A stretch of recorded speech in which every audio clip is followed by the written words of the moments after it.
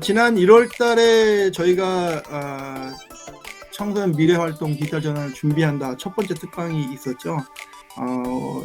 참 청소년 기관들이 부족하지만 그래도 뭔가 변화하려고 하는 노력들을 우리가 보고 또 우리 진흥원에서는 무엇을 준비하고 있고 또 야탑 청소년 수련관에서 하고 있는 준비들 그리고 데이터 드리븐이라고 하는 실제로 데이터를 가지고 하시는 곳 그다음에 아자스쿨이라고 하는 실제로 에듀테크를 하시고 있는 기관 오셔서 좋은 말씀들 많이 해주셨습니다. 아마 여기 계신 분들도 준비하시는데 디지털 전환을 준비하고 데이터가 왜 필요한가에 대한 충분한 이해를 하셨으리라 생각을 합니다. 한국청소년활동진흥원과 한국청소년정책연구원이 여러분을 위해서 이런 귀한 자리를 마련했습니다. 그래서 그냥 넘어갈 수가 없어서 우리 김현철 원장님이 이곳까지 현장까지 와주셨습니다. 네, 안녕하십니까. 반갑습니다.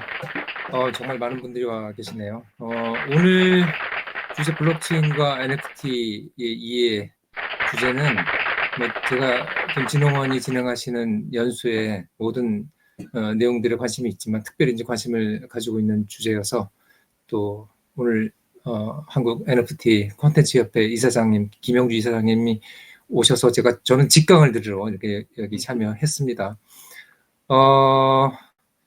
저희가 뭐 메타버스니 디지털 대전환이 많은 얘기를 하지만 정말 우리가 전환할 수 있는 역동을 어디서 찾을 수 있을까? 그런 고민들을 이제는 좀 발빠른 방식으로 이렇게 해야 될 것 같은 생각이 듭니다. 그 중에 하나가 오늘 이제 강의 내용에 담겨질 거라고 생각이 들고 단순히 이 블록체인에 관한 거는 기술의 문제를 넘어서서 사실 가치 전환에 관한 문제이거든요. 그래서 우리가 공급자 중심으로 중앙 중심에서 뭘 해오던 것들이 이제는 탈중화되고 민주화되는 이런 과정에 있는 제2의 인터넷의 시대가 열리는 제2의 디지털 시대가 열리는 그런 지점이라고 봐집니다.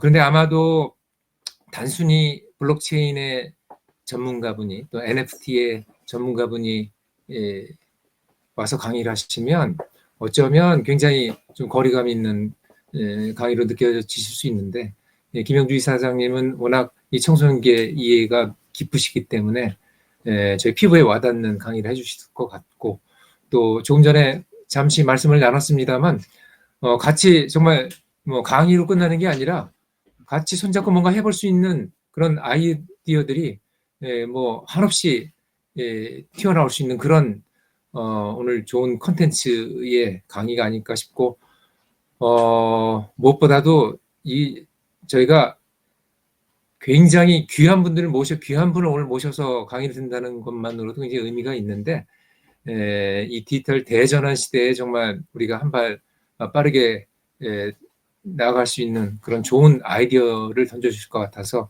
한참 감을 가지고 여기에 참석했습니다. 오늘 많은 분들 열심히 들으시고 또 궁금한 점들 질문도 해주시고 그 다음에 저희 연구원과 한국청소년활동진흥원과 실제 디지털 대전환을 위해서 할 수 있는 실천적인 방안들도 모색하는 그런 기회가 됐으면 좋겠습니다. 다시 한번 반갑습니다. 그리고 여기까지 찾아주신 김영주 이사장님께 너무너무 감사드립니다. 고맙습니다.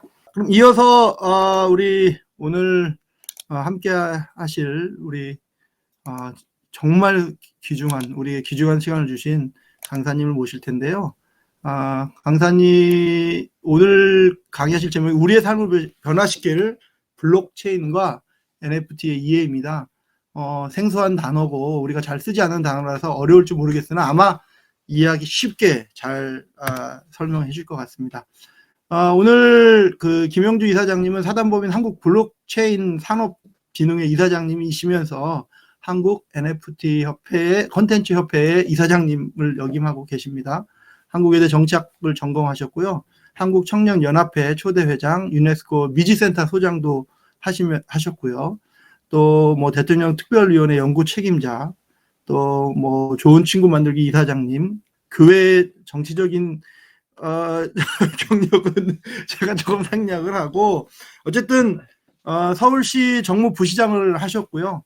또 어쨌든 이 블록체인 협회 산업진흥 이사장을 맡으시면서 이렇게 활동을 많이 하셨 그런 분이라는 것만 소개해드리고 오늘 빨리 모시는 게 좋을 것 같아서 소개해드리겠습니다. 우리 김영주 우리 이사장님 모시도록 하겠습니다. 여러분 큰 박수 부탁드리겠습니다.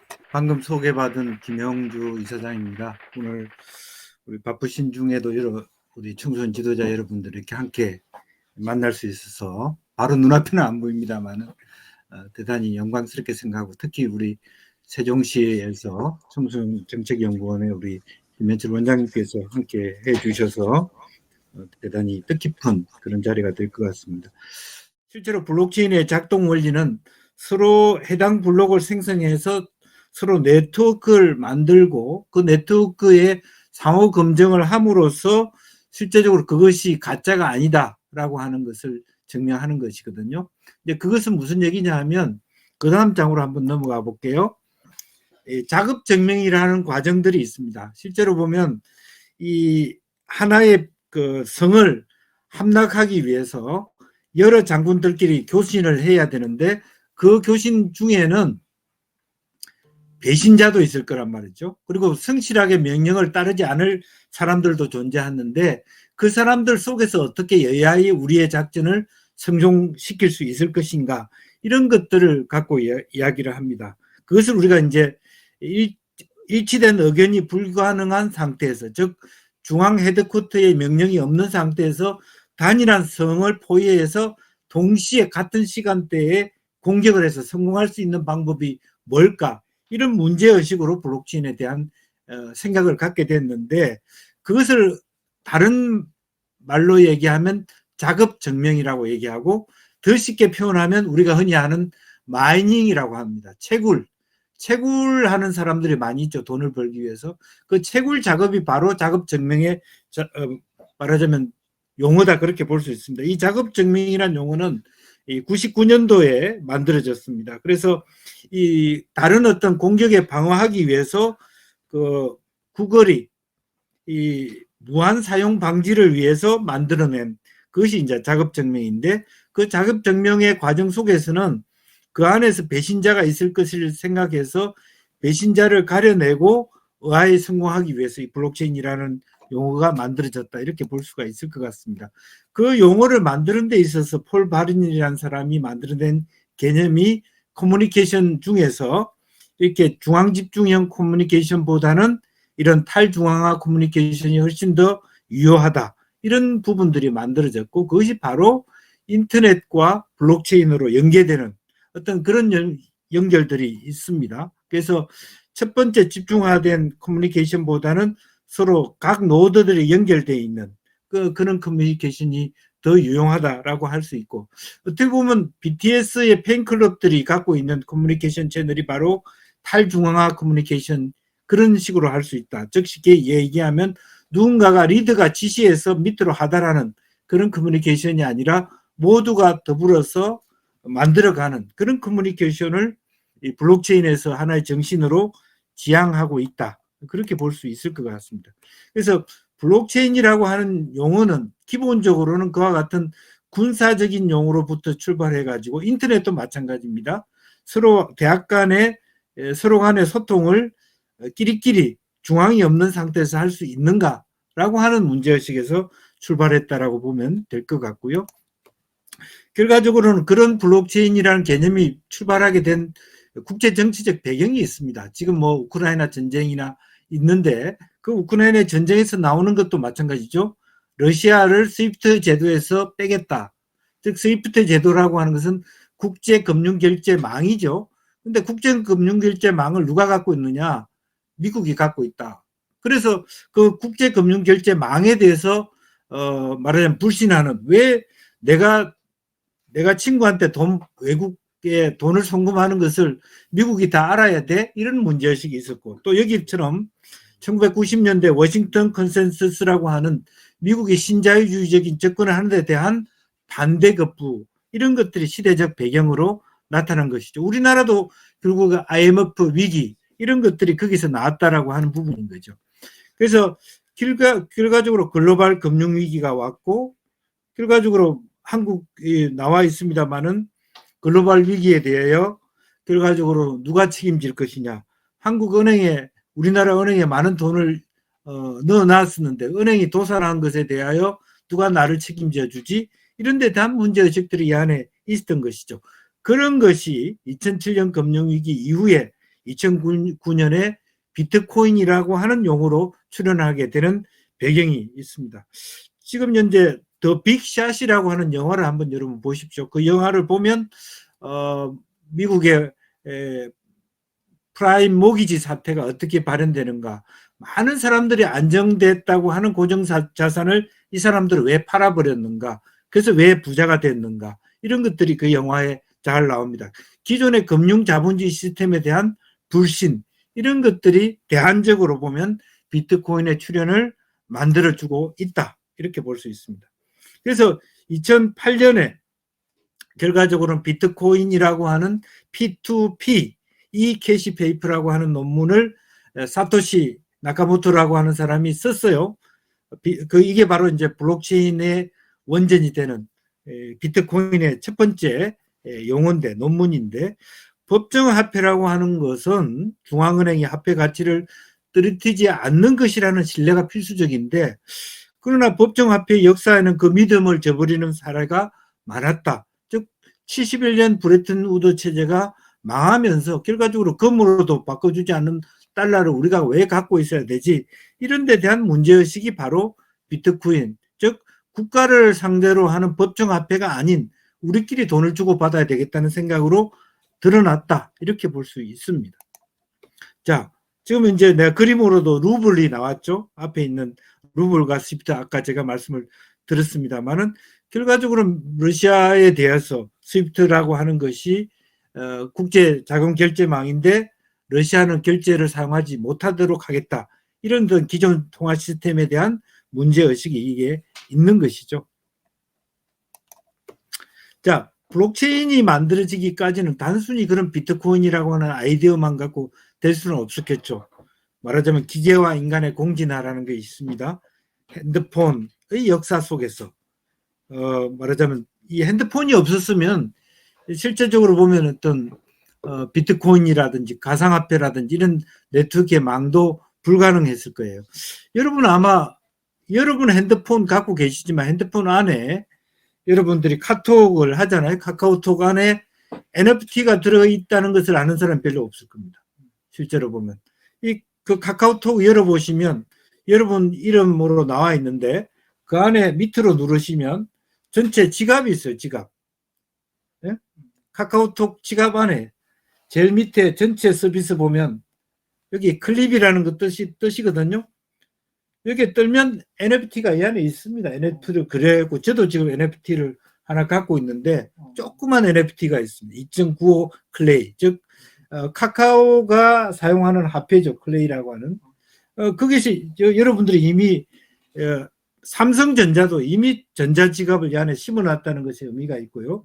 카톡도 이미 여러분들이 모르고 사용합니다만은 여러분, 김영주님 안녕하십니까? 안에 이미 여러분들이 토큰 보내기, 전체 보기에 보면 크립 발행 NFT라고 하는 이미 NFT를 주고받을 수 있는 시스템이 여러분들이 갖고 있는 핸드폰 안에 이미 있다는 것을 여러분들이 모르고 계셔요, 다. 그죠? 그래서 전체 서비스 보면 제일 우측 하단에 클립이라는 것을 누르시면 그 안에 이미 나의 토큰, 여러분들의 전자지갑이 안에 내재되어 있다. 그런 걸 보실 수 있습니다. 그래서 언제 어디서든지 실제로 여러분들이 토큰과 NFT를 주고받을 수 있는 시스템이 핸드폰에도 저장되어 있고, 삼성전자 우리 핸드폰에도 저는 이제 삼성전자 핸드폰은 아닙니다만은 카톡을 쓰시면서도 이미 내부적으로 이런 시스템이 있다는 것을 여러분들이 생각해 볼 필요가 있습니다. 또 하나는 컴퓨터겠죠. 컴퓨터의 기능이 오늘날처럼 이렇게 발전되지 않았다면 오늘날 블록체인이라는 개념들은 없었을 겁니다. 이렇게 기계와 인간이 공진화하는 과정에서 이미 소위 그 전기 자동차 속에서도 결국 전기를 주고받는 그런 시대가 되지 않았습니까? 기름에서 전기로. 전기 자동차가 됐기 때문에, 자율주행 자동차가 됐기 때문에 이제는 여러분들이 그 안에서 영화를 보고 직접 말하자면 운전대를 잡지 않아도 되는 시대가 왔고, 실제로 앞으로는 지금은 현재 배터리를 갖고 연료를 주입하지만 지나가는, 말하자면 우리가 그 핸드폰으로 서로 서비스를 주고받듯이, 데이터를 주고받듯이, 그런 데이터를 통해서 지나가는 차에다가 너 데이터 많아? 내한테 줘, 연료 줘, 주고받을 수 있고 전자지갑으로 계산한 자동 결제할 수 있는 그런 시대가 올 것이라는 생각이 들고, 또 고속도로 주행할 때도 톨게이트가 없어질 겁니다. 진앙되면서 자동으로 결제되는 그런 전자지갑의 시대가 올 것이다. 우리는 그렇게 볼 수 있습니다. 즉 블록체인은 뭡니까? 여러분들이 핸드폰이라는 것 자체를 어떻게 설명하고 있느냐 하면 The Internet of Money, 돈의 핸드폰이라고 했습니다. 과거에 지금 현재 우리 시대는 뭡니까? 우편의 시대에서 그 다음에 인터넷의 시대가 왔을 때는 이메일의 시대, 전자우편의 시대. 그러나 전자우편은 원본이 아니잖아요. 결국 팩스로 인터넷으로 뭔가를 주고받아도 은행에 서류를 낼 때는 다시 서류를 주십시오. 근데 지금 현재 우리가 블록체인의 시대는 뭡니까? 전자적으로 주어도 원본을 주고받을 수 있는, 실제로 보면은 은행에 갈 필요도 없는 그런 시대가 왔다라는 것이죠. 따라서 그 안에서 실제로 택배도 되고 자동차가 말하자면 집이 되는 시대, 주소가 그 안에 있고 자동차 안에 지갑이 있고 그 지갑으로 자동차 연료를 자동으로 내가 없어도 계산할 수 있는 그런 시대가 오고 있다. 이제 그런 것이 블록체인이 가능하다는 거고요. 결과적으로 인터넷과 프로토콜의 시대, 즉 그 아르파넷이라고 하는 건 원래는 군대에서 만든 연구소입니다. 군대에서 적을 이기기 위해서 만든 군대 연구가 소위 그 FTP, TCP라고 하는 이거 자체가 인터넷 주소가 됐거든요. 우리가 범인을 잡을 때 어느 피스방에 있다는 걸 귀신같이 형사들이 찾아가서 잡잖아요. 그게 다 자기 핸드폰 안에, 이 컴퓨터 안에 주소가 있기 때문에 어디에서 이 사람이 로그인을 했다는 기록이 남기 때문에 그 사람을 찾아가잖아요. 그 기록들이 이제 존재하는 겁니다. 그것이 이제 주소가 되는 시대가 왔고요. 그런 흐름 속에서 정말 우리가 이 프로토콜 경제로 가는 그런 시대가 왔다라고 하는 것을 알 수 있습니다. 실제로 이제 플랫폼 기업에서 프로토콜 기업이 됐다라고 하는 것은 어떻게 보면 우리가 최근에 얘기하면 뭡니까? 배달의 민족, 이런 플랫폼 기업들이 실제로 독점화되면서 가격을 혼자서 오르고 내리는 그런 배들이 오잖아요. 그런 배들을 줄이려고 하는 것이 바로 프로토콜 기업이고, 이렇게 이제 하나하나의 플랫폼 구글, 페이스북, 애플, 아마존들이 이렇게 다른 식으로의 기업의 변화를 갖고 오고 있다. 그렇게 볼 수 있겠습니다. 방금 말씀드린 대로 배달의 민족이라고 하는 것들이 플랫폼 경제에 대한 문제의식이 있다는 것이죠. 자, 블록체인이 갖고 있는 핵심 가치와 청소년 정책의 방향, 그렇게 한번 고민해 봤습니다. 탈중앙화와 분산지성. 첫 번째 블록체인의 정신이 집중된 정신이 아니다. 어떻게 보면 그 자체가 청소년의 개념하고 맞닿아 있습니다. 카운터 컬처죠. 뭐라냐면 집중화되어 있고 중앙 통제되어 있다는 건 뭡니까? 기득권화된 거잖아요. 기성세대의 문화잖아요. 기성세대의 문화에 대한 도전의식을 갖고 있는 거예요. 기존의 세계체제, 기존의 달러 중심의 패권 정치, 그런 금융자본주의를 무시하고 다른 대안을 만들겠다. 여기서 비트코인과 블록체인이 출현하고 있다. 탈중앙화라고 하는 것, 분산지성이라는 그 자체에서 이미 청소년 운동하고 청년 운동하고 블록체인하고는 거의 맞닿아 있다는 걸 느낄 수 있습니다. 두 번째는 신뢰, 불신입니다. 기성세대에 대한 불신이 있어요. 제가 더 이상 나가겠습니다만 그 이야기를 하고, 그 다음에 시민주권입니다. 제가 한마디만, 생활기록부, 학교에 있죠. 생활기록부를 누구를 위해서 쓰고 있습니까? 블록체인의 패러다임의 전환은 왜 생활기록부를 학교에 갖고 있느냐? 누구를 위한 생활기록부냐? 내가 알지도 못하는 그런 것이죠. 그 다음에 투명성, 과연 우리 기성세대가 과연 투명하냐? 신뢰받을 수 있냐? 그런 것들에 대한 문제의식이 저는 있다고 봅니다. 지금 이제 요 등 뒤에 있는 티셔츠가 누가 입은 겁니까? BTS가 입은 겁니다. BTS가 광복절에 이렇게 썼어요. 아미들한테. 원자폭탄, 뭐 이런 거. 뭐 아미가 어떻게 했습니까? 그래, 한국과 일본 간에 그런 역사가 있었어? 한국과 일본의 정치 지도자가 만나는 것보다 훨씬 폭발력이 있는 문제의식을 만들었고, 아미의 분산 지성들은 다른 역사학자보다 더 탁월하고 중립적인 한국과 일본의 전쟁에 대한, 한국과 일본의 역사에 대한 책을 만들었어요. 이게 분산 지성입니다. 어떤 기득권의 학자들이 만든 게 아닙니다. 이제 그런 것들이 갖고 있는 핵심적인 인사이트가 있습니다. 청소년 스스로가 만들어가는 어떤 공동의 어떤 지식 재산권들이 있을 수 있다는 거죠. 그래서 엘고가 얘기한 것처럼 분산지성이라고 하는 것은 앞으로 인간의 문명의 더 발전된 형태다. 그렇게 얘기를 하는 거죠.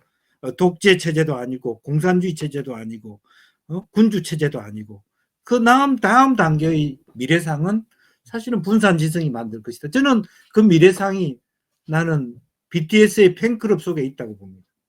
어떤 기존의 정치보다 훨씬 더 객관적인, 기존의 역사학자보다 더 객관적인 역사를 만들어내고 화해를 만들어내고 더 진실적인 결과를 만들어낼 수 있는 공동의 백과사전, 공동의 서적, 공동의 문건들이 만들 수 있다는 90년대생이 온다는 책을 읽어보면 90년대생이 왜 블록체인에 비트코인에 열광했는가 이 내용이 옵니다. 그 내용에 뭐가 나오냐면 숙명여고 사건이 나와요. 자기 아버지인 교직원이 자기 딸을 위해서 시험 문제를 유출했다는 그 사건에 대하여 굉장히 큰 청소년들과 젊은이들이 기성세대에 대해서 반발한 거죠. 못 믿겠다. 그래서 우리는 새로운 기계가 만든 신뢰를 더 믿겠다. 인간에 대한 신뢰보다. 그게 블록체인의 등장입니다. 비트코인의 등장입니다. 유발 하라리가 옆에 호모 사피엔스 썼습니다. 유발 하라리가 그 뭐라고 사피엔스가 책에 썼냐면 인간은 이야기를 공유하고 작전을 공유할 수 있었기 때문에 만물의 영장이 될 수 있었다. 근데 그 이야기라고 하는 것은 어떻게 보면 픽션이기도 하고 사기도 들어갈 수 있는 거지. 인간에 대해서 믿을 수 없다는 것도 그 안에 들어가 있다는 내용입니다. 그러니까 그런 것들이 있고요. 또 가운데 내가 나심 탈레브라고 하는 사람들이 이렇게 썼습니다. 책임지지 않는 자들은 어떻게 세상을 무너뜨리는가. 2007년 금융위기, 2010년의 전 세계 위기에 대하여 코로나의 위기에 대해서 기존의 정치 지도자들과 기존의 관료들이 과연 책임지는가? 기존의 정치인들의 말을 다 따를 수 있는가? 그런 문제의식을 갖고 있다는 거예요. 그래서 새로운 계약이 필요하다라고 하는 겁니다. 그래서 그러한 부분들이 불신에 대해서 우리가 청소년들에게 새로운 신뢰와 새로운 권위를 어떻게 재정립할 것이냐 하는 것이 청소년계에 와 있는 굉장히 중요한 어떤 과제예요. 청소년 지도자들이 어떻게 어떤 권위를 가지고 청소년들한테 이거 나를 따라와라고 말할 수 있는가라는 위기에 우리는 놓여 있다는 것이죠. 이제 그런 부분들이 이미 블록체인이라는 개념 속에 안에 담겨 있다는 겁니다. 결과적으로 유럽에서 많은 블록체인, 디지털 연구하는 사람들은 교육과 관련해서 블록체인을 연결시켰습니다. 그 중에 나오는 키워드 중에 하나가 디지털 주권입니다. 또 하나는 디지털 시민권입니다. 아까 얘기했던 생활기록부는 왜 당신이 갖고 학교가 갖고 있냐. 우리나라는 조선시대 15세기에 호배법을 작용했죠. 호배. 지금 우리 인감증명 때로 어디로 갑니까? 주민센터 가죠. 그 다음에 병원에 내 병원 기록들이 병원에 남겨있기 때문에 병원에 가죠. 사실 병원을 옮기고 싶은데 그 기록이 그에 있기 때문에 저도 마찬가지입니다. 치과를 옮기고 싶은데 내 이빨에 대한 기록들이 그 병원에 있기 때문에 옮길 수가 없어요. 그게 지금 새롭게 나와 있는 마이 데이터 사업입니다. 내 주권, 내가 갖고 내 인체에 대한 데이터를 왜 네가 갖고 있냐. 내 생활 기록부를 왜 네가 갖고 있냐. 그런 패러다임의 전환에 처해 있습니다.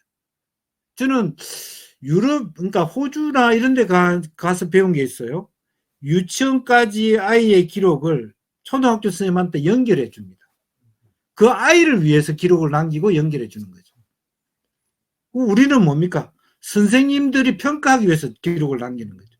그런 데 대한 패러다임의 전환이 필요하다. 제가 우리 애가요, 지금 중국에서 대학을 다니는데 중국에서 재수를 했어요.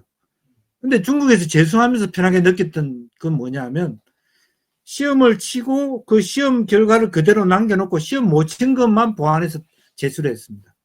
그게 우리 학생들을 살리는 길이라고 저는 생각해요. 영어 실력이 낮았기 때문에 토플 점수만 높여서 재수를 했어요.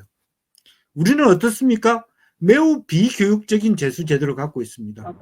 전년도의 시험 성적보다 더 낮은 성적을 재수해서 받는 그런 그야말로 말도 안 되는 결과들을 맞고 있습니다. 더 열심히 했는데, 더 돈은 들였는데 매우 비과학적이지 않습니까? 올해 했던 좋은 기록은 그대로 남겨두고 올해 못했던 것만 보완해서 더 나은 실력을 가지면 그걸 평가해서 재수할 수 있도록 해줘야 돼요. 그 디지털하고 블록체인이 할 수 있는 일입니다. 미국의 많은 교육기관은 소위 말하자면 학교의 평가, 학교의 졸업증명서 다 블록체인화하고 있습니다. 위조를 없애기 위해서. 내가 올해 시험 봤던 것을 다 디지털화 한다면 그럼 올해는 90점 받았는데 재수해서 재수 없게 80점 받는 게 말이 됩니까? 그런 문제의식을 가질 필요가 있다는 거죠. 국가 전체가. 네. 이제 그런 의미에서 새로운 패러다임의 전환, 그러니까 실제로 유럽이 갖고 있는 디지털 주권이 갖고 있는 세 가지 요소를 유럽은 들고 있습니다. 하나는 컴퓨팅 파워, 그야말로 디지털 리터러시죠. 내가 디지털 능력, 역량을 키울 수 있게 하느냐, 우리 아이들한테 골고루 불평등 되지 않게. 두 번째, 내 데이터를 내가 통제할 수 있는 권한이 얼마나 있느냐. 내 생활 기록부 내가 어떻게 썼는지 내가 알 수도 없다. 내를 좋아했던 선생님은 잘 썼을 거고 내를 싫어했던 사람은 못 썼을 것이다는 편견을 남게 해준다. 그리고 나를 위한 평가가 아니다. 이제 그런 것들이 하나 있죠. 그리고 그 데이터를 왜 내가 모르고 있냐 이거지. 그리고 커넥트, 내가 연결하고 있는 걸 안전하게 해줄 수 있느냐, 내 프라이버시를 지킬 수 있느냐, 이런 영역에서 우리 아이들이 갖고 있는, 청소년들이 갖고 있는 그런 영역을 구분해서 접근할 필요가 있다는 겁니다. 그리고 또 하나는 메타버스 하는데, 메타버스에서 수많은 여성 청소년들이 성폭행을 당하고 언어폭력을 당한다. 그런 부분에 대한 어떤 에티켓이 필요한 거 아니냐, 방치되고 있다. 또 하나는 뭡니까? 게임만 만드는 회사들이 무기가 천정부지로 돈이 올라서 돈이 없으면 게임을 할 수가 없다. 사실은 재미있게 노는 시대는 지난 거죠. 게임을 하는데. 돈 벌기 위해서 게임하는 시대로 갔다. 그럼 우리 청소년들이 우리는 우리끼리 재미있게 놀 수 있는 게임을 만들어 달라고 주장할 요구가 있는 거죠. 청소년계가 같이 해야 될, 지도자들이 해야 될 그런 몫이라는 거죠. 근데 전부 다 돈벌이로 게임 업계가 전락하고 있습니다. 지금 블록체인 기술은 이렇게 많이 각 대학에서 졸업장, 역량 개발, 지금 소니 블록체인이 주로 교육과 관련된 것을 많이 하고 있고, 부산시는 청소년 카드 이렇게 만들어 놨습니다. 그 안에 사실 청소년 지갑을 넣을 수도 있고, 청소년들이 말하자면 어디를 다닐 수 있고, 쿠폰을 줄 수 있고, 교육할 수 있는 바우처를 줄 수 있는 거죠. 부산 이제 블록체인 특구이기 때문에 그런 걸 하고 있다는 것이죠. NFT로 넘어가겠습니다. NFT라고 하는 것은 소위 non-fungible 토큰, 대체 불가한 토큰입니다. 예를 들면 이런 겁니다. 내가 이제 손흥민을 좋아해서 토트넘에 구경 갈 수 있죠. 근데 거기 가서 토트넘 티셔츠를 입을 수가 있죠. 거기까지는 대체 가능한 티셔츠입니다. 돈만 주면 살 수 있는데. 근데 그날 아주 운이 좋게도 손흥민을 만났어요. 내 티셔츠에 손흥민이가 내 이름에 사인을 해줬다. 그때부터는 어떻습니까? 이건 대체 불가한, 바꿀 수 없는 그런 토큰입니다. 제가 원장님한테 돈을 10만 원 빌려드릴 수 있어요. 만 원짜리 10개 주면 돼요. 그때 돌려받는 거는 다른 돈이든 어쨌든 10만 원 모으면 됩니다. 수표가 되든 만 원짜리 10개가 되든 번호가 달라도 돼요. 그거는 대체 가능한 화폐잖아요. 근데 예를 들면 내가 갖고 있는 하나밖에 없는 머그컵을 가져가셨는데 깨졌다 그러면서 다른 머그컵을 주시면 그게 되겠습니까? 안 되죠. 이게 대체 불가능하다는 것은 그런 뜻입니다. 딱 그거로 돌려받게 하는. 내가 소중한 내 티셔츠를 아무나 달라고 해서 주겠습니까? 안 준다는 거죠. 이제 그런 부분에 대한 개념들이 생기게 됩니다. 그러니까 여러 개 동시에 주고받을 수 있는 암호화폐가 있는가 반면에 고유하기 때문에 가치가 있기 때문에 그것만 하나밖에 없다는 것을 증명하는 토큰이 생긴 거예요. 그게 바로 이더리움입니다. 이더리움이라고 하는 것은 비트코인과 이더리움을 차이를 여러분 아셔야 되는데 비트코인은 그냥 우리끼리 쓰자고 만들어 놓은 대체 가능한 화폐일 뿐이에요. 근데 이더리움은 그 안에 컴퓨터를 집어넣은 겁니다. 스마트 콘트랙트라는 거. 우리끼리 하는 메타데이터를 집어넣는. 예를 들면 이 데이터 안에는 예를 들면 제가 김현철 원장과 김영주 이사장이 주고받은 계약서를 집어넣게 돼 있어요. 아무도 위조할 수 없게 돼 있는. 이게 NFT입니다. 근데 이 이더리움 안에는 ERC20 토큰이 있고 ERC721 토큰이 있고 ERC1155 토큰이 있습니다. 이게 개발되어 있는데 ERC20은 스마트 콘트랙트라고 하지만 대체 가능한 토큰을 만들어 놓은 거예요. 토큰이 발행되는 시스템이 ERC20입니다. 근데 하나만 만든 거는 ERC721이에요. 그러다 보니까 산업계에 있어서 하나만 만드는 좀 아쉽잖아. 한정판을 만들자. 딱 100개만 만들자.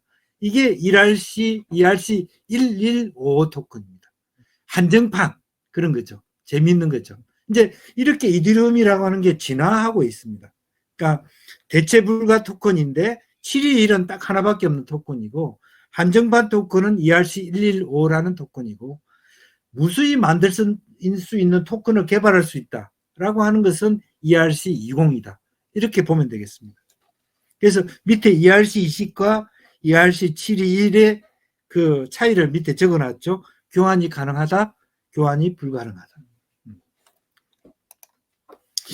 NFT와 관련해서 이렇게 많은 분야들이 들어오고 있습니다. 스포츠 유명한 아까 말한 대로 손흥민 NFT 있을 수 있죠. 손흥민 그날 예를 들어서 유일하게 뭐 오버헤드 킥을 넣는 장면 하나밖에 없는 사진 팔릴 수 있어요. 패션 나이키가 판촉으로 할 수 있습니다. 엔터테인먼트 지금 송가인 NFT가 발행되기 시작했습니다. 이 송가인 NFT는 뭐겠습니까? 임영훈 NFT 뭐가 있습니까? 제가 얼마 전에 내가 컨퍼런스 가서 그 얘기를 하길래 야 앞으로 이제 효자 되려면 NFT 모르면 안 되겠다. NFT 뭡니까? ERC1155로 준다라면 한정판 100명에게 우선 좌석 보장권을 주겠다. R석을 준다는 거죠. 그게 NFT입니다. 그러니까 뭐 부모한테 사랑받으려면 임영훈 NFT를 받아야지. 그러면 우선권을 주는 거잖아요. 그러니까 말하자면 우리가 뭡니까? 상장하기 전에 초기 투자를 해주면 더 우선권을 주는 거와 똑같은 개념입니다. NFT라고 하는 게. 엔터테인먼트, 기술, 게임 이렇게 다양한 영역에서 지금 NFT가 성장하고 있습니다. 그럼 NFT는 왜 우리 속에서 비트코인을 넘어서 왔을까? 저는 대량 생산 체제가 지나면서 다품종 소량 생산 체제로 가면서 만들어진 우리 마음속의 차별의식이라고 생각됩니다. 너나 내나 똑같은 걸 갖고 있다가 아니라 나만 다른 걸 갖고 있다는 생각들이 후기 자본주의 시대에 들어가고 있지 않느냐 그렇게 생각합니다.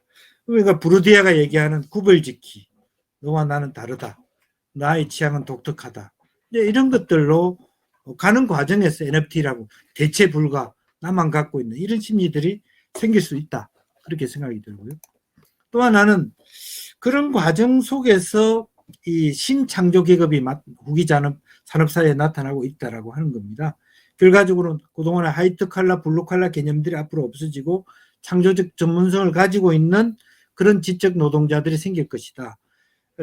말하자면 화이트 칼라는 뭐냐? 그냥 교사예요. 쓰여 있는 텍스트대로 가르쳐 주는 사람.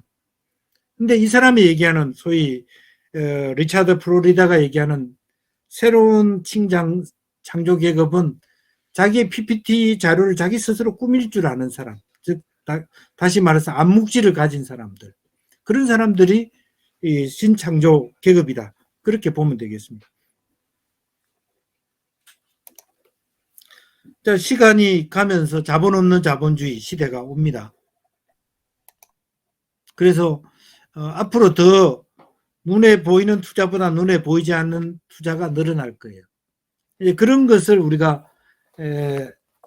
염두에 두고 쓴 책이 이 모든 것은 자산에서 시작됐다. 앞으로 이 책을 제가 권하는 이유는 이미 우리 청소년들의 미래는 자산을 가진 자와 갖지 않은 자의 어떤 그 양극화라고 하는 것들이 생길 수밖에 없고, 그러다 보니까 최근에 방송에는 자본주의 학교 이런 것들이 뜨더라고. 어떻게 자산을, 좀 있으면 아마 그럴걸요. 아버지 일 그만하세요. 제가 먹여 살릴게요. 지금 새로운 젊은이들은 부모한테 집 사주는 사람들이 많습니다. 최근에 보죠. 한 5년 전에 블록체인 세미나를 호텔에서 많이 했어요. 근데 호텔에서 많이 할 때 호텔에서 음식 날라주는 웨이터들이 들어가 보니까 자기네들끼리 이상한 얘기를 하더거든. 비트코인이 어떻고 저쩌고. 그 사람들이 비트코인을 월급 받아 샀습니다. 제가 5년 전에 비트코인은 30만 원밖에 안 했습니다. 300만 원대 제가 홍콩이나 싱가포르 세미나에 가면 물어보는 질문이 비트코인 5천만 원을 갈 수 있을까요? 물어봤어요. 갈 수 있다고 답은 했지만 나는 비트코인을 안 샀고 그 사람들은 샀어요. 지금 얼마입니까? 오늘 가격이 5천만 원 넘었습니다. 실제로 보면 그렇습니다. 그때 그 사람들이 실제적으로 자기 말을 기다봐 듣고 실행에 옮긴 자들이죠. 그럼 몇 배가 됐습니까? 이 책에서 나오는 건 뭐냐 하면 월급이 늘지가 않는다. 자산이 늘더라. 그러니까 요즘 젊은이들이 다 영끌해서 집 살려고 하는 이유가 뭐겠습니까? 영끌해서 동학개미, 서학개미 되는 이유가 뭐겠습니까? 월급으로 쓰는 미래의 부자가 될 수 없다는 거죠. 그런 흐름들을 청소년기가 언제까지 외면할 것이냐 하는 거죠. 어떻게 올바로 경제를 이해하고 자기 자산을 만들어 갈 것이냐. 자본주의 학교라는 프로를 봤더니 이미 천몇백만을 굴리는 중학생이 있어요. 그러니까 우리가 난처한 거예요. 내가 여러분 청소년 지도자보다 훨씬 경제를 잘 알고 주식을 잘 알고 더 부자입니다. 할 말이 있습니까? 이제 그런 시대에 우리가 봉착했다는 겁니다. 자, 세계가 이렇게 바뀌었습니다. 불과 10년, 20년 전에 우리나라 큰 건설회사에 네이버 다음 하겠다는 젊은이들이 좀 투자 좀 하십시오. 그때 다 쿠팡기 꼈어요. 지금 어떻습니까? 그 사람들의 자산 총액이 건설회사의 몇십 배가 되는 시대가 와 있습니다. 지금 어떻습니까? 미국의 샌프란시스코 근처에 있는 실리콘밸리의 젊은 아이들이 전 세계 모든 부를 다 가지는 그런 시대가 온 겁니다. 그런 시대가 오고 있는데 우리가 그걸 모르는 거죠. NFT 미술시장 이렇게 열리고 있습니다. 이 사람들의 특징은 이 리드미칼이라고 하는 NFT 클럽이 있는데요.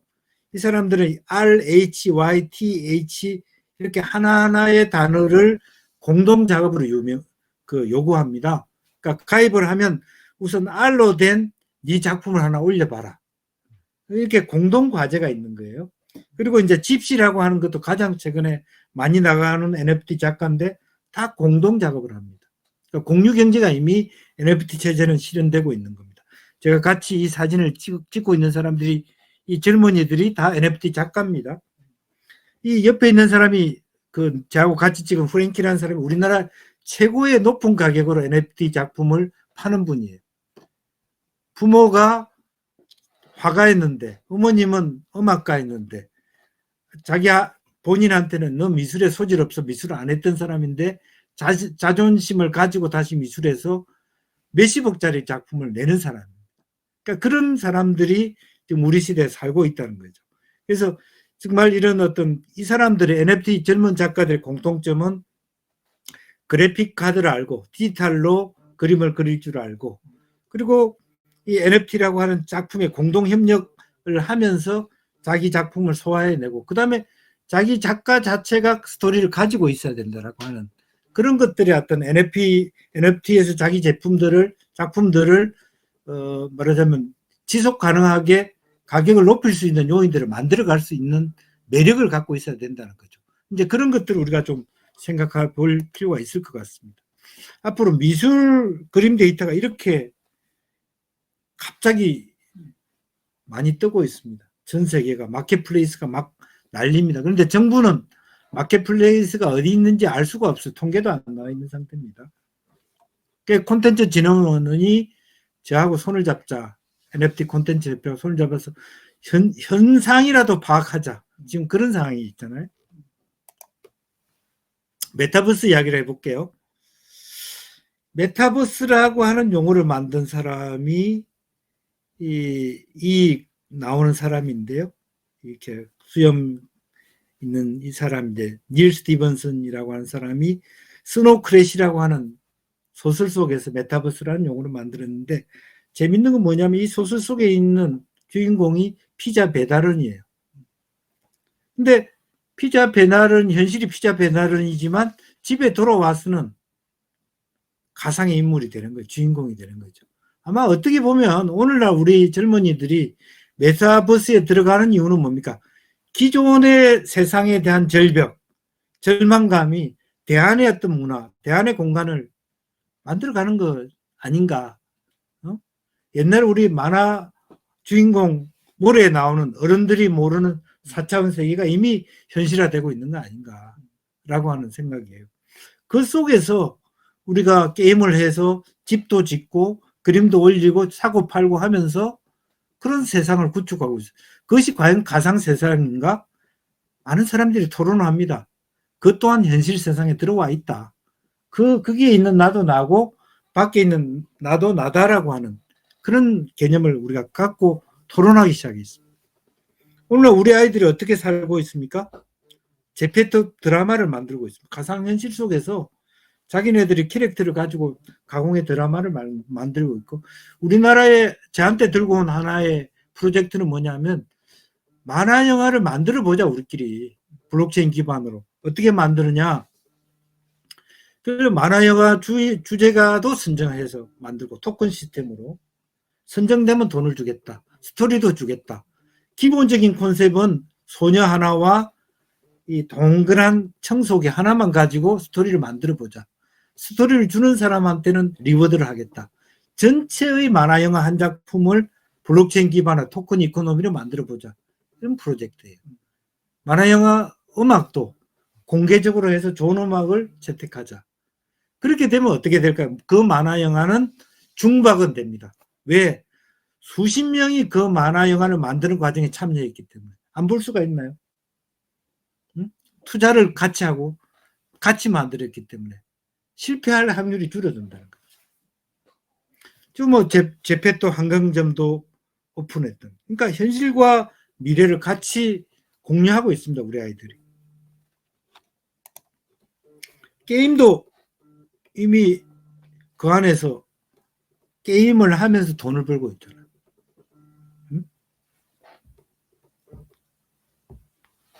이제 그런 것들 우리가 이제 NFT 레이싱 게임부터 모든 영역이 젊은이들과 연관되어 있고요. 이미 뭐 50조, 1700조 시장이 될 건 뻔한 사실입니다. 왜냐하면 판촉도 그렇게 하게 돼 있거든요. 그러니까 진품과 콜라보를 해서 디지털 제품을 같이 줘요. 역이 됩니다. 역으로. 이 물품을 사는데 NFT 제품을 같이 주면 NFT 제품이 보고 싶어서 사고 싶어서 이 현품을 사는 그런 역전 효과들이 굉장히 많습니다. 코카콜라도 마찬가지. 전부 다 NFT 콜라보를 하고 있거든. 대단한 판촉이 되고요. 우리나라 영화 특송 같은 경우도 마찬가지로 영화 포스터를 NFT 발행했는데 이미 20배가 뛰었어요. 6,000원짜리가 지금 얼마가 됐습니까? 10몇만 원짜리고. 그러니까 그렇게 되면은 거기에 특성 포스터에 지원했던 사람들이 영화를 볼 수밖에 없잖아요. 영화 자체에서 일제 효과가 엄청나다는 거죠. 우리가 이제 21세기를 살아가면서 우리 아이들, 청소년들의 생각들을 한번 제가 밈이라고 하는 차원에서 접근해 봤는데 잘 안 보이네요. 생존, 그 다음에 부족, 파워, 그다음에 절대적 질서, 그다음에 기업 가치, 그다음에 평등의식, 통합 질서, 이렇게 마음의 변화가 가고 있다는 거죠. 역으로 생각해 보면 아직 우리가 글로벌 오더까지 나오고 있지 않습니다만은, 어제도 테레비를 보니까 꼰대냐 아니냐 그거 가지고 토론을 붙는데, 이전에 있는 인식을 가지는 사람들은 다 꼰대가 되는 거예요. 그리고 옐로우 밈이 있는 사람들이 우리 젊은이다라고 생각해 보면 됩니다. 뭡니다. 뭐 생존은 어릴 때 뭐 원시인들이 뭐 천둥 번개를 몰랐을 때 시절의 이야기고, 두 번째는 뭡니까? 왕족의 칼라, 즉 오직 내 새끼, 이런 의식들이 그 안에서 이미 두 번째 밈에서 생기고, 세 번째는 스포츠 전쟁, 무조건 이겨야 된다, 으쌰으쌰. 이게 회식 문화일 수 있죠. 너 빠지지 마, 다 같이 가야 돼, 나는 짜장 너도 짜장. 이게 다 꼰대예요. 해병대, 고대, 호남 향후에 이런 의식들이 여기 생기는 거예요. 전쟁 이겨야 된다. 그다음에 이제 믿냐 안 믿냐, 종교 문제는 우리가 서로 얘기하면 안 된다. 그다음에 이제 그 다음부터 이제 합리성, 전략해야 된다, 근검해야 된다, 이런 논리. 그러면서도 죄의식이 사라지고, 이제 우리가 어떻습니까? 잘못하면 돈만 벌면 된다, 죄의식이 사라지는 그런 논리들, 비인간적인 이기적인 논리, 경쟁 욕구, 이런 것들이 왔기 때문에 이제는 그것과 떨어지려고 하는 생각들이 생기게 되고, 이제 유럽에서 수많은 유럽 의회들이, 젊은이들이 유럽 의회에 들어가는데 주로 어떤 아젠다로 들어갑니까? 환경에 대한 아젠다로 들어가요. 타인에 대한 책임감, 보살핌, 나는 너보다 고상하다. 아마 내가 너보다 고상하다는 그 밈이 NFT를 만들 수 있다는 거죠. 그래서 요즘 많이 멀리 가서 몇 시간 줄 서서 밥 먹고 우동 먹고 오는 부분이 인스타그램에서 나만 맛있게 먹었다는 것을 보여주고자 하는 그런 욕구가 그 안에 있는 거 아닌가, 그렇게 생각합니다. 패러다임이 바뀌었어요. 지금 우리 시대의 이 청소년들이 7번째 옐로우 밈에 있다고 생각해 봅시다. 여러분, 이 사람들은 지금 우리가 이번 뭐 정치 얘기를 하면 안 되지만 암울한 이유가 뭡니까? 시스템에 실패하는데 정치적 대안들이 없기 때문에 실패하는 거예요. 뭐 젊은 사람들에 대한 공약이 많음에도 불구하고 마음을 못 두고 있는 이제 그런 상황이 오고 있지 않습니까?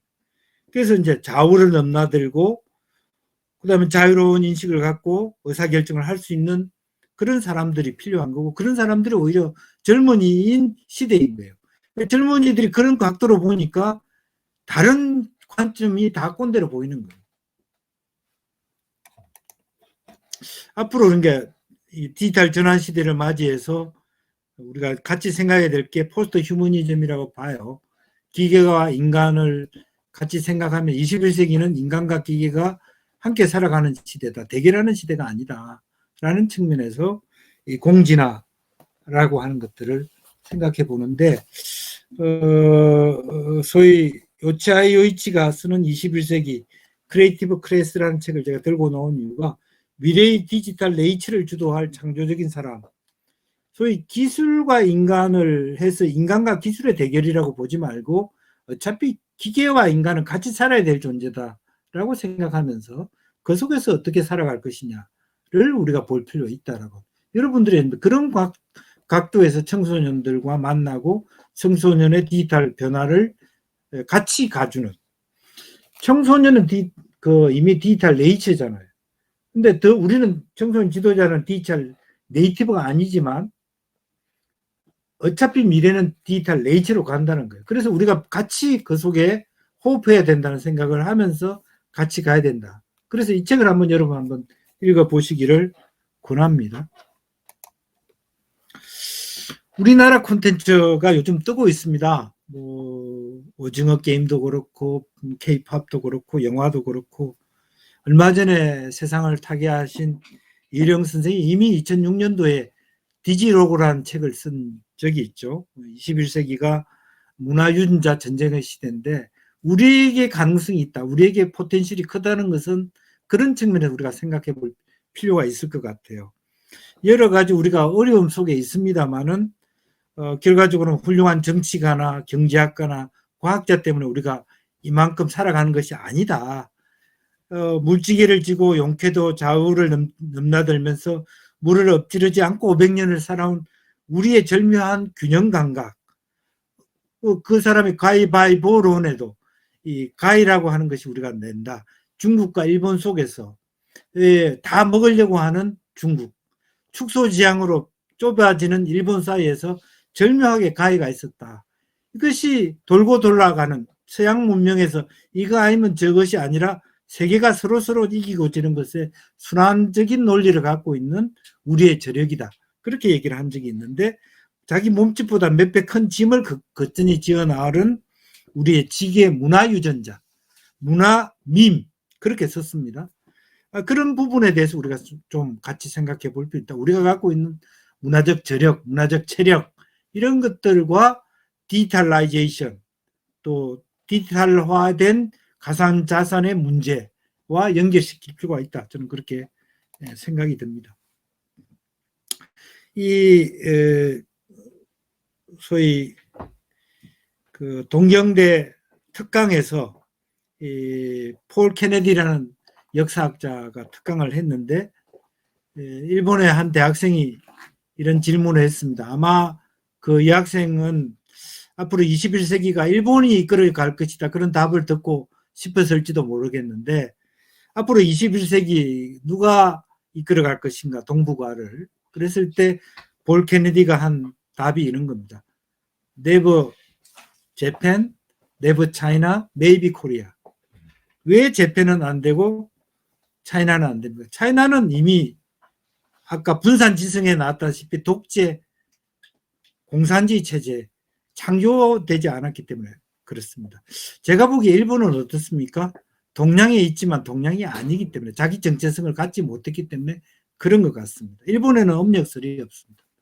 앞으로 전 세계가 아시아의 시대로 오고 그 시대 속에서의 자기 이야기를 가지는 자기 히스토리를 가지는 그런 민족 그러면서 균형 감각과 홍익인간이라고 하는 가치를 실현하기 때문에 우리 콘텐츠 또 우리 5G라고 하는 인프라 이런 것들이 결합해서 21세기 디지털 대전환의 위너가 우리가 아닌가 그렇게 생각이 들고 그런 위너들이 되고자 하는 그런 역할들을 도와주는 것 저는 그렇게 표현하고 싶어요.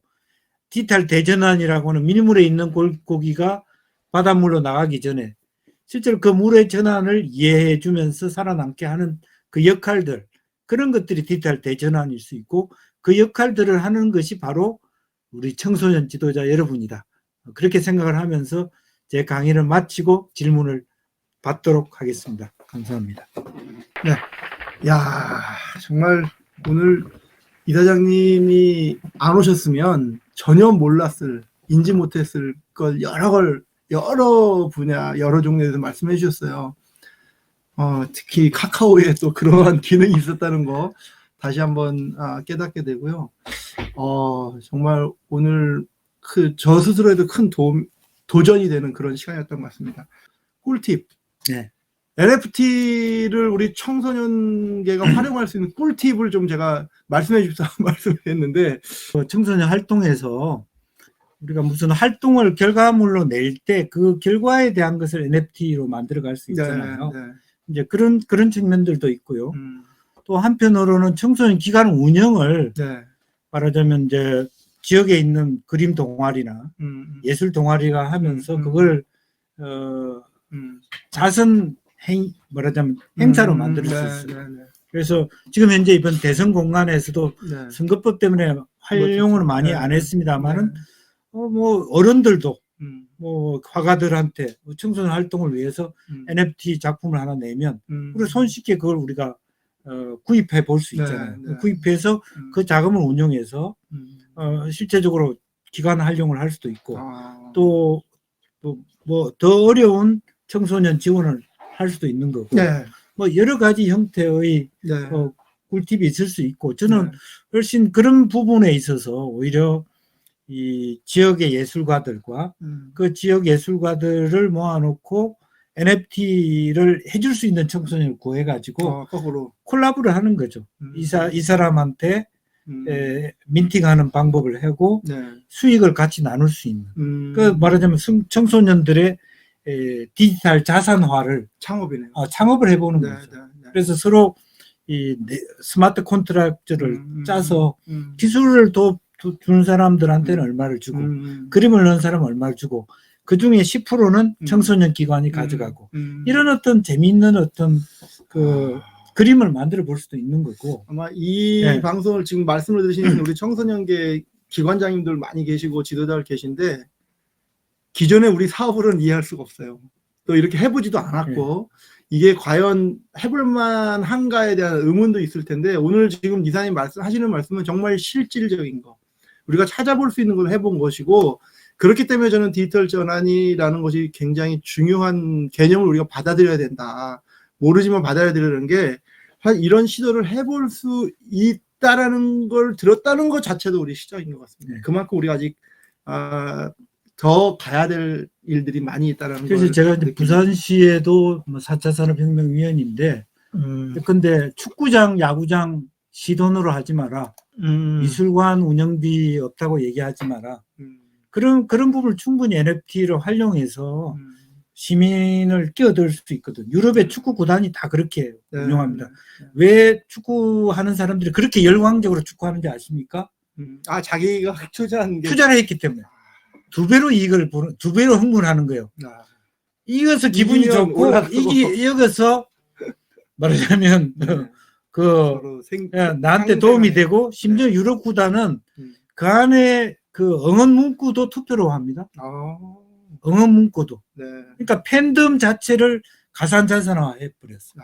그래서 슬로건 자체도 그렇게 블록체인은 가장 핵심적인 기능이 보팅 시스템이거든요. 의사결정을 투명하게 하기 때문에. 그래서 전체적으로 블록체인화 한다는 것은 그러니까 실제로 청소년들의 보팅의 결과로 모든 것을 결정하겠다라는 것에 대한 부분이에요. 주도적, 청소년 주도적으로 활용할 수 있는 거를 또 이렇게 블록체인하고도 연계가 되네요. 너무 참 흥분도 되고, 이제 어쨌든 현재로서는 좀 막막합니다. 이제 들었기 때문에 우리가 이제 더 관심 갖고 봐야 보이는 것 같아요. 네. 사실 저도 이 디지털 전환이라는 걸 처음 DT 보면서 저도 이제 몇 개월 안 됐는데 관심을 보니까 이사장님도 보이고 이렇게 모실 수 있는 자리도 된 것 같습니다. 우리 혹시 질문 들어온 것도 좀 있나요? 네. NFT를 더 배울 수 있는 방법이나 기관이 없을까요? 벌써 저희 그 NFT 콘텐츠 협회가 이미 2개의 클래스를 열었습니다. 지금 이미. 그래서 하나는 이제 크리에이터 과정, NFT화하는 기술을 배우는 과정. 하나는 이제 투자 과정. NFT로 어떻게 돈을 벌 것인가. 이미 열고 있는데 앞으로 저는 이제 정부가 최근에 이제 메타버스 바우처 같은 것들도 준다고 하니까 오히려 청소년 기관에 있는 여가부든 한국 콘텐츠 진흥원과 얘기를 해서 청소년 지도자들이나 청소년들이 쉽게 NFT를 배울 수 있는 바우처, 정책적인 지원들을 받았으면 좋겠어요. 정말 방법까지 이렇게 말씀해 주시네요. 또 혹시 질문 있으시면 우리 채팅창을 통해서 질문해 주시고요. 그 질문에 대해서 우리 이사장님 오셨을 때 이렇게 생생하게 듣는 건 굉장히 좋은 기회라고. 그래서 질문이 아직 안 나오니까 이제 스티밋 같은 경우는 코인이나마는 댓글을 달아도 리워드를 주지 않습니까? 제가 제안하고 싶은 것은 이런 거예요. 그러니까 소위 그 청소년들 위한 오픈 캠퍼스를 만들자, 블록체인 기반으로 토큰 생태계로. 그래서 청소년들이 스스로 강의를 개설하고 강의를 개설할 때도 무조건 제한한다고 개설하는 게 아니라 30명으로부터 지지를 받으면 개설된다. 30명은 다 토큰을 갖고 있죠. 예를 들면 토큰 하나당 10,000원이다. 그러면 기본에 개설되는 비용이 30만 원이 되면 개설이 되는 거예요. 예를 들면 내가 아직도 저는 이 토큰을 발행한다는 주체가 발행하는 주체가 청소년이 될 수는 없잖아요. 청소년이 될 수 있나요? 아니 예를 해수권이 토큰이잖아요. 옛날에 여러분들이 학교 다닐 때 토큰을 갖고 다녔잖아요. 네, 실제로 갖고 다녔죠. 그게 토큰이잖아요. 근데 네. 보이지는 않지만 어쨌든 그거를 토큰으로서 인정하고 서로 네. 사용하면 되니까. 예를 들면 지금 이제 노동부가 주는 교육할 수 있는 음. 카드가 있잖아요. 바우처 뭡니까? 같은. 내일 배움 카드를 토큰화하면 되는 거죠. 아. 나는 왜 그걸 정부가 안 하는지 모르겠어요. 그게 똑같은 토큰이에요. 네. 카드를 주나. 그런데 내일 배움 카드에는 뭐가 없냐면 어떤 사람이 강의하는 건지 전부 다 아. 무슨 학원 원장만 돈을 버는 거예요. 네. 가짜로 강의를 듣는 건지 누가 강의하는 평가가 어떤 건지 아무것도 안. 내가 노동부에서 준절히 하고 싶은 얘기가 그런 거예요. 만약에 이게 바우처나 실제로 토큰으로 된다면 어떤 강의를 누가 강의하고 평가가 어떻고 저절로 좋은 강의를 계속하게 되고 나쁜 강의를 없어지는 제도가 됩니다. 그리고 그것은 빅데이터가 돼서 다음의 정책에 활용이 돼요. 네. 데이터 전환이라고 하는 게 그런 토큰 네. 이코노미를 통해서 가능합니다. 진짜 이거 새록새록합니다. 질문 들어왔는데요. NFT 거래는 우리가 알고 있는 이더리움 코인으로 결제하는 방식으로 할 수 있나요? 그렇죠. 이더리움 코인으로 하는 거죠. 그래서 지금 좀 다른 얘기를 하면 이더리움 가격이 떨어지지 않는 이유입니다. NFT가 있는 한. 다만 이더리움이 갖고 있는 한계가 있어요. 가스비가 너무 비쌉니다. 그래서 실질적으로 청소년한테 부담이 될 수 있죠. 그러면 이제 우리가 이더리움을 이용한다라 그러면 가스비를 일정 정도 정부가 지원해 주겠다. 그런 제한이 있을 수 있죠. 그런데 우리가 더 나아가서는 이더리움을 극복하는 여러 가지 뭐 솔라나나 다른 코인들이 존재할 수 있어요. 그러니까 그 이더리움 기관에서도 너무 지나친 가스비 때문에 고민을 하고 있고 넘어가는데 가스비가 무슨 문제냐면은 기후 변화에 나쁩니다. 말해서 수많은 전기료를 쓰기 때문에 작년만 해도 35만 그루의 나무를 심어야 될 정도의 악영향을 미쳤거든요. 그 문제를 해결해야 돼요.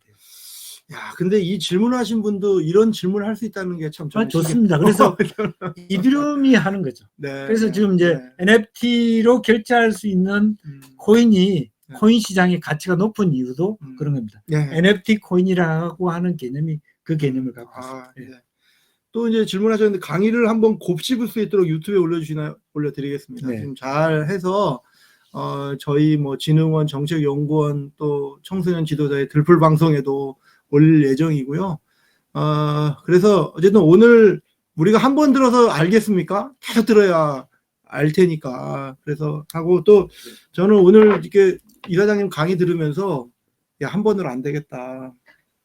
이거는 이렇게 해서는 안 되겠다. 그런 생각이 좀 들었고요. 이제 여기서 조금 더 이렇게 세분화해서 좀 우리 지도자들이 꼭 알아야 되는 거. 이거 뭐 지난번 강의를 제가 보니까 청소년 활동 인정제 그 자체가 이제 블록체인 기반으로 해야 되고요. 그리고 또 하나는 국가 전체가 아까 제가 그랬잖아요. 유치원에서 초등학교 올라갈 때 기록한 거를 초등학교 선생님한테 전달해요. 왜 제공을 안 하나?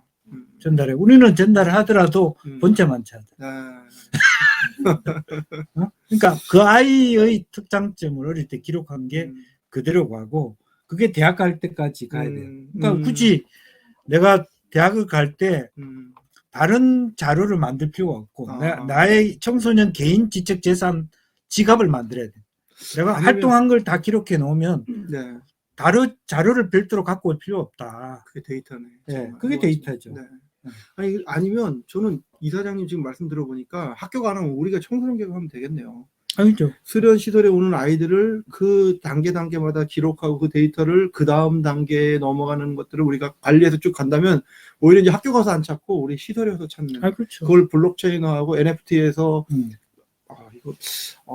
그러니까 그다음에 또 하나는 블록체인으로 지금 뭘 많이 하냐면 지난 시간에 보니까 역량 얘기가 나왔어요. 역량. 미국 그렇죠. 대학에서 청년 역량, 대학생 역량을 블록체인화 하거든요. 기술 개발을. 그러니까 주로 이제 소니 블록체인이 그런 쪽으로 교육 블록체인으로 많이. 결과가 어떻게 나와요? 그러니까 예시된다면 그거는 우리가 이제 우리 식으로 디자인하기 나름. 또 질문이 왔는데요. 이거 뭐 계속 할 수는 없으니까 현재 청소년계에서 사용할 수 있는 NFT 플랫폼이 있을까요?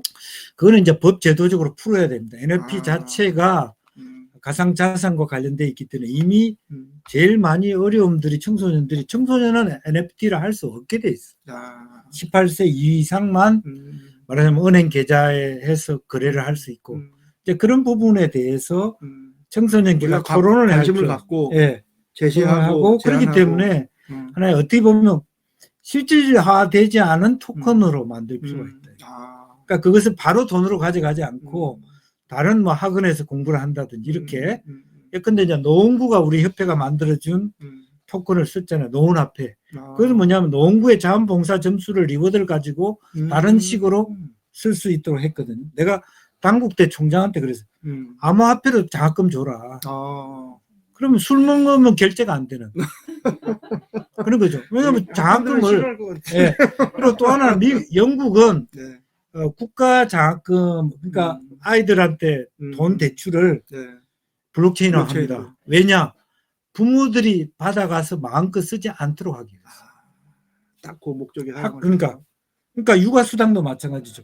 부모들이 빠마하는데 육아 수당을 쓰지 않도록 뭡니까? 기저귀 분유값으로만 결제되는 화폐를 주는 거예요. 그게 암호화폐. 정부 지원금 이 코로나 네. 때문에 오는 것도 블록체인 하면은 네. 그래서 그게 암호화폐가 갖고 있는 특장점이 있습니다. 네, 네. 청소년 문화 말하자면 바우처와 같은 특징이 있는 네. 거죠. 또 하나 질문을 주셨는데요. 발행된 NFT는 저작권을 의미하는 것이 아닌 소유권을 의미하는 것인가요? 손흥민 오버헤드 NFT가 발행되어 거래되면 소유권의 이전을 의미하나요? 두 가지 다 할 수 있죠. 그러니까 우리가 컨트랙트를 하기 따른 나름이지만 소유권도 다 넘길 수 있지만 기본적으로 지금 창작물의 경우에는 사용권만 주는 거죠. 네. 그래서 기본적으로는 카피라이트 즉 저작권은 저작권자에게 예를 들면 제가 이제 그림을 하나 샀는데 그림을 이 제작자한테 샀으면 10만 원에 샀는데 내가 20만 원에 팔을 경우에도 그 암호화폐로 하면 좋은 게 그 뒤에 이 사람을 누가 어떻게 그 다음에 팔렸는지를 다 알 수 있게 돼요. 그리고 팔면서도 10%는 이 사람한테 돈을 줄 수 있도록 프로그램화된, 즉 프로그램화된 화폐라는 것이죠. 그렇기 때문에 물론 우리가 처음부터 계약을 할 때 저작권과 사용료 전체를 다 주겠다는 계약을 할 수 있어요. 네. 또 질문이 왔습니다. 우리 지도자님들이 이제 자꾸 질문이 늘어나네요. 지금 시간이 17분인데요. 앞으로 한두 분 정도만 받고 마무리해야 될 것 같습니다. NFT에 관심이 매우 많았고 오늘 시원하게 강의를 해주셔서 도움이 되었습니다. 저는 작품을 하여 NFT 화가를 도전하고 싶습니다. 관련하여 시도하는데 도움되는 기관이나 책 추천이 있으면 소개를 부탁드립니다. 뭐 NFT 레볼루션이라 여러 가지 책들도 많고요. 네. 뭐 유튜브도 들어가면 되고 뭐 기본적으로 도움이 될 것은 많고 제가 있는 찾아봐라. NFT 콘텐츠 협회도 있습니다만은 이제 이거 하나는 하고 싶어요. NFT라고 하는 거는 돈이 많이 듭니다. 아직까지. 가스비라든지. 그렇기 때문에 기본적으로 취미생활로 내가 작품을 NFT 하는 것은 의미가 없어요. 그러니까 NFT화 된다라고 하는 것은 어떤 기대냐면 내가 그 그리는 그림이 최소 10만 원 이상의 가치를 인정받을 수 있는지 내가 중요한 포인트는. 그림을 사고 팔 수 있는 작가가 될 수 있는지를 자기 평가할 필요가 있어요. 그냥 낙사하듯이. 그렇지 않으면 낭비예요. 이건. 지구에게도 낭비예요. 네. 그 가스만 배출하지 이거는 쓰레기가 되는 거예요. 그렇습니다. 그러니까 NFT 쓰레기들이 많을 수 있다는 것이기 때문에 정말 나이 드신 분들이 너도 나도 화가들이 막 NFT 한데 그건 아니고 NFT화 된다라고 하는 것은 그 작가가 콘텐츠를 가지고 지속적으로 이 사람이 그 다음 작품은 앞에 작품보다 더 많은 가격을 받을 수 있다는 전제가 되는 거고 기대를 할 수 있어야 된다는 거죠. 네. 아이고. 이거 참. 자, 두 분 딱 왔는데요. 여기 받고 끝내겠습니다. 바우처 코인 자체 개발하는데 비용이 많이 드나요? 그 비용이 별로 들 것 같지 않습니다. 요거는 좀 더. 네. 그것은 뭐 중요한 거는 코인이 중요한 게 아니고 그 안에 들어가 있는 가치와 유용성이라고 봐요. 가치와 유용성. 마지막입니다. NFT 거래가 사용권의 기록과 이전이라면 NFT 시장은 NFT 수요가 공급을 이끄는 시장일까요? NFT 공급이 수요를 이끄는 시장일까요? 이게 글쎄요, 뭐 질문 자체를 저는 잘 뭔 말인지 모르겠네. 네. 우선은 이게 NFT 자체가 하나의 어떤 뭐 수요를 만들어낸 요소가 있어요. 예를 들어서 그림 같은 경우는 다른 데보다 훨씬 절세 효과가 있습니다. 그래서 많은 재벌들이 환항을 했죠. 숨을 수 없는 얘기죠. 네. 지금 아파트 같은 게 세금 얼마나 많이 받습니까? 그러니까 투자를 하는 데 있어서 지금 아직도 허술하고 공백이 있는 부분이 그림 부분이고요. 또 하나는 홍콩이 민주화되는 과정에 있는데 홍콩에 있는 그림 경매 시장이 다 망가졌어요. 그러다 보니까 그것이 다 서울에 왔어요. 서울 옥션이 엄청나게 큰 각광을 받게 됐습니다. 근데 그러다 보니까 우리 시장이 과민화되는 요소가 있어요. 그러다 보니까 이제 수요가 많아지고 왜 많아졌습니까? 갑자기 그 블록체인 하는 부분들이 그게 쏠리게 되니까 공급을 양산해 되는 그것이 이제 선순환의 과정에 있는 것이죠. 네. 아, 참 지금도 뭐 어디 경제기 기자가 자꾸 전화 오고 그러는데 오늘 어쨌든 정말 김영주 이사장님 오랜만에 뵙고 또 이게 너무 좋은 강의 감사드리고요. 마지막으로 제가 이제 하고 싶은 얘기 그걸 제가 여쭈려고 했어요. 네, 마지막 꼭 해주고 싶은 말씀 한번 해주시죠. NFT 얘기를 하지만 그러니까 결과적으로는 뭐냐 하면 게임 놀고 싶어서 게임을 하는 시대 또 좋아서 그림을 그리는 시대를 지향해야 됩니다. 청소년 기간은. 근데 이게 잘못하면 돈벌이의 도구 게임을 하는 것도 돈벌로 들어가는 청소년이 돼서는 안 된다. 그런 영역들을 지켜주는 그런 청소년 지도자가 됐으면 좋겠다. 그러니까 NFT나 블록체인은 도구에 불과하잖아요. 네. 중요한 거는 NFT나 블록체인보다 더 중요한 게 나의 이야기고 나의 인생이고 나의 콘텐츠다. 그런 것들을 더 중요하게 가져갔으면 좋겠다. 가치를 그러한 가치를 좀 키워야 된다. 자, 여러분 오늘 참 끝나고 싶지 않은 시간이었지만 오늘 이렇게 정말 귀한 말씀으로 우리 김영주 이사장님 같이 하셨는데요. NFT 콘텐츠 협회 여러분들 이제 관심도 좀 가져주시고 이사장님이 관심 가졌으니까 우리 협회에서 하는 일에 우리가 좀 더 관심 갖고 하면 뭐 청소년 지도자를 위한 교육도 좀 함께 진흥원과 우리 연구원도 같이 좀 만들어 보고 또 여러 가지 실제적으로 움직일 수 있는 우리 또 원장님이 또 이제 뭔가 올라오셨어요. 지금 뭔가 해야 된다라고 하는 올라오셨기 때문에 곧 아마 현장에 여러분들께도 또 함께 하자는 소식이 오지 않을까 싶습니다. 오늘로 끝나지 않고 또 한번 더 바빠지시기 전에 빨리 모셔야 되겠습니다. 다시 한번 우리 김영주 이사장님 감사드리고 다음에 꼭 다시 한번 또 좋은 말씀 감사합니다. 예. 오늘 정말 특별 우리 전문가에게 듣는다. 또 청소년 미래 활동을 준비하며 디지털 전환을 어떻게 할 것인가에 대한 또 새로운 한 분야에 좋은 말씀을 드린 것 같습니다. 오늘도 함께해 주신 우리 청소년 지도자 여러분들 또 현장에서 참 많은 수고를 많으시는데 오늘 새로운 말씀을 통해서 우리가 새로운 자극을 받고 그 자극이 우리가 새로운 활동을 해낼 수 있는 힘이 됐으면 좋겠다 라는 말씀으로 오늘 정말 귀한 특강 함께해 주신 우리 한국청소년정책연구원 또 한국청소년활동진흥원 그리고 여기 계신 우리 모든 청소년계 지도자분들께 권투와 화이팅을 외치면서 오늘 마치도록 하겠습니다. 우리 이사장님 한번 화이팅 한번 청소년 지도자들을 위해서 화이팅 한번 하시면서 마치겠습니다. 네, 청소년 지도자 여러분 화이팅! 화이팅! 감사합니다. 안녕. 네, 감사합니다.